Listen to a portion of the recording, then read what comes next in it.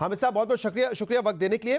क्या वजह है आपकी लीगल टीम जो है, पीटीआई की लीगल टीम, वो इस खदशे का इजहार क्यों कर रही है कि majority of the nomination papers reject हो जाएंगे आरओस की जानिब से?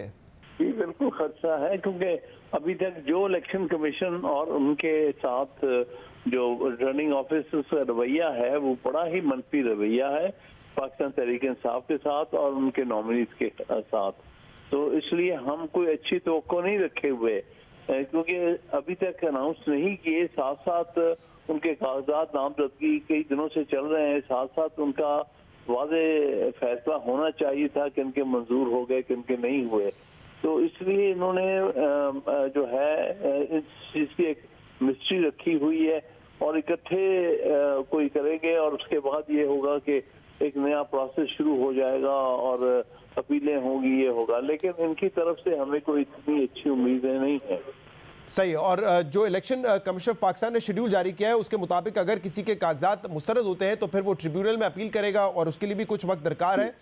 तो क्या यही प्रोसेस होगा, या जैसे आज गौहर अली खान साहब कह रहे थे कि हम सुप्रीम कोर्ट जाएंगे और वहाँ पे बताएंगे कि कैसे जो 80 केसेस हैं, 80 ऐसे केसेस हैं जहाँ पे इलेक्शन कमीशन ऑफ पाकिस्तान के सामने ये मामला रखेंगे कि नॉमिनेशन पेपर्स ही फाइल नहीं करने दिए गए, वो छीन लिए गए? जी बिल्कुल सही है। वो तो ऑलरेडी एक पिटीशन तो की हुई है जिस पर एक जुज़वी ऑर्डर हुआ है, जिसमें अतर मिल्ला ने और दूसरे जजेस ने कहा हुआ है कि बज़ाहिर जो है पीटीआई के साथ बड़ा ही जो है वो डिस्क्रिमिनेटरी सलूक किया जा रहा है और उसके बारे में कहा उन्होंने, अच्छी डायरेक्शंस भी दी हैं। लेकिन इसके बावजूद ये सब कुछ हो रहा है। जो इलेक्शन कमीशन का जो रवैया है पीटीआई के साथ, उनके उम्मीदवारों के साथ और ओवरऑल पार्टी के साथ, वो बिल्कुल जानिबदाराना है और हमें बहुत दुख हो रहा है इस बात का। तो बासूरत वो तो एक हमने रास्ता ऑलरेडी इख्तियार किया हुआ है, उनकी जानिबदाराना जो रोल है उसको सामने रखते हुए। लेकिन बात यह है कि एक जो प्रोसेस है जिससे हम गुजर रहे हैं, जैसे जिसमें आपने देखा कि इस तरह से हमें हमारा इलेक्शन सिंबल से भी महरूम किया गया है इलेक्शन कमीशन की तरफ से, और हमें मजबूर किया गया है कि हम अदालतों में जाएं और अपने सिंबल के लिए इतनी मुश्किलात में हमें डाला हुआ है। इसी तरह से हमारे बेशुमार ऐसे वर्कर और जिन्होंने नॉमिनेशन पेपर दाखिल कराने थे उनके साथ पुलिस ने जो रवैया रखा है, बहुत सारे तो वीडियोस मौजूद हैं, आपकी नजर से भी गुजरी होंगी कि किस तरह से उम्मीदवारों के साथ पुलिस का रवैया था या और जो कोई एजेंसीज के लोग वहां नजर आते थे उनका रवैया रहा है।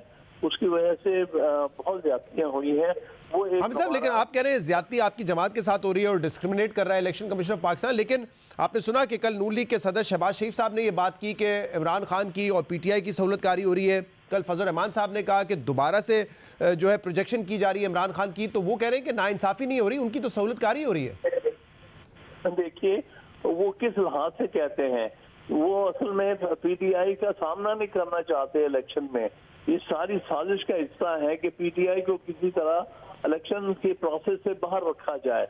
अभी तक जो कुछ भी इलेक्शन कमीशन ने किया है और अभी तक जो मौजूदा हुकूमत है उनका रवैया ये है कि हर तरह से पीटीआई के खिलाफ हर तरह की डिस्क्रिमिनेशन हो रही है।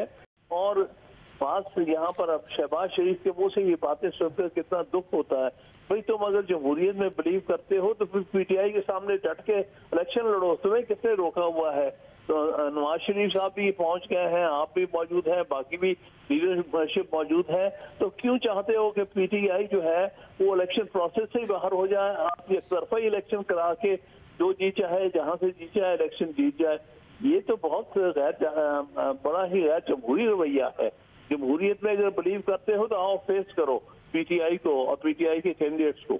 जहां आप लोग ये शिकवा कर रहे हैं कि लेवल प्लेइंग फील्ड हमें निगरान हुकूमतों की जानिब से इलेक्शन कमीशन की तरफ से नहीं दी जा रही, वहीं ये भी देखा जा रहा है कि हाई कोर्ट्स हो या फिर सुप्रीम कोर्ट हो, उससे आप लोगों के हक में फैसले आ रहे हैं। तो कहीं ना कहीं ये उम्मीद आपको है कि कोर्ट्स के प्रेशर की वजह से, उनके फैसलों की वजह से बिल आखिर आपको लेवल प्लेइंग फील्ड मिलेगी और आपको कम्पीट करने का मौका मिलेगा इंतखाबात में? देखिए लेवल प्लेइंग फील्ड तो मिलने से रही, हम तो सिर्फ इतना कह रहे हैं हमें प्लेइंग फील्ड ही मिल जाए। भाई उनके साथ तो बड़ी वाज़ेह तौर पर उनके हक में जानिबदाराना रवैये हैं, हुकूमतों के भी और ईसीपी के। हम तो सिर्फ ये कहते हैं हमारे कैंडिडेट्स को, हमारी पार्टी को कम से कम इलेक्शन सिंबल मिल जाए, ताकि आवाम को पता हो कि पीटीआई को वोट देना है तो इस सिंबल के ऊपर मोहर लगानी है। तमाम सब हमारे खिलाफ जो फैक्टर्स हैं, उन सब के बावजूद हम समझते हैं कि हम इलेक्शन जीत सकते हैं अगर इलेक्शन में जरा भी फेयरनेस, ये जरा भी प्लेइंग फील्ड मतलब लेवल तो छोड़े मिल जाए, तो फिर पीटीआई के कैंडिडेट इंशाल्लाह ताला बहुत अच्छा परफॉर्म करें। लेकिन हम सब क्या आप लोगों के मौकिफ में भी एग्जैजुरेशन नहीं है? क्योंकि पहले आप लोग कह रहे थे कि नॉमिनेशन पेपर्स फाइल नहीं करने दिए जा रहे, फिर आप लोगों ने खुद ही ऐलान किया कि मोर देन 90-95% लोगों के कागजात नामजदगी जमा हो गए हैं, और इनफैक्ट सबसे ज्यादा अगर किसी पार्टी ने नॉमिनेशन पेपर्स जमा किए तो वो आपकी जमात थी। तो कुछ वाकयात हुए होंगे, लेकिन क्या जो नंबर आपकी तरफ से दिया जाता है एग्जैजुरेटेड नंबर है वो?